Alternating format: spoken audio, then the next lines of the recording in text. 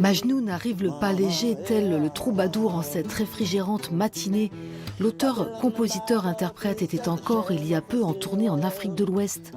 Une sorte de retour vers le futur après 19 années passées dans la bonne ville d'Orléans.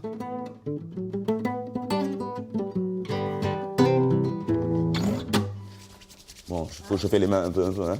Donc moi j'ai commencé la musique au Sénégal, mais j'ai commencé avec le hip-hop quand j'étais adolescent, quoi, vers 15, 16, 17 ans.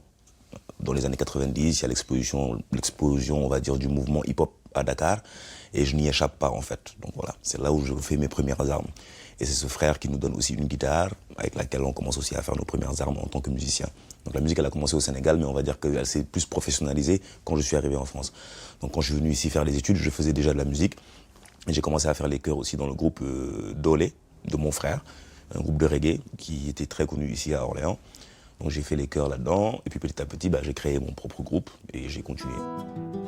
Dans toute l'Afrique, en tout cas depuis les années 60, il y avait de multiples influences dans la musique qui pouvaient venir de Cuba, des États-Unis aussi, etc. Vous avez subi toutes ces influences ?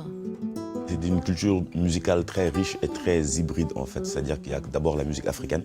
Avant Cuba, avant l'Amérique, il y a déjà la salle des griots, la musique traditionnelle ouest-africaine. Et en plus de ça, moi je grandis à Dakar où c'est influencé par le rap américain, par la salsa cubaine, par voilà, toutes ces différentes musiques-là qui nous viennent d'ailleurs du monde. To give up all international rules which bruise this continent. Should I be a great storyteller? Autour de son groove hybride d'afrobeat de funk, Majnoun a réuni 7 musiciens de jazz, de Black Magic Sofa Sofa, qu'il a emmenés en Afrique de l'Ouest pour un décolonial tour.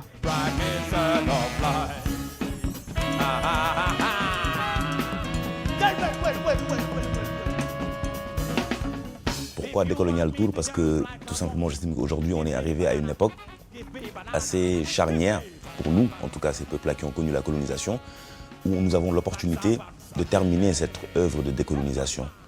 Elle est politique, elle est aussi spirituelle, elle est aussi économique, elle est aussi artistique, elle est culturelle, elle touche plusieurs niveaux. La question migratoire n'est qu'une question parmi d'autres à l'intérieur de ce sujet.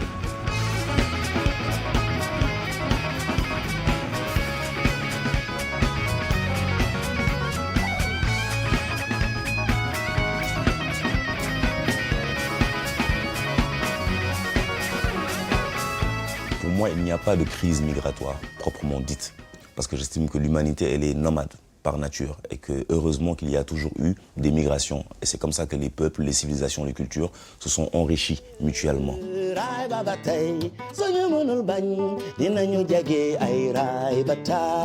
Majnoun, c'est comme un antidote contre la fièvre xénophobe qui se répand. Le Décolonial Tour, son deuxième album, est attendu dans les bacs en 2020. Humanisez-vous bien. Rai Babatay.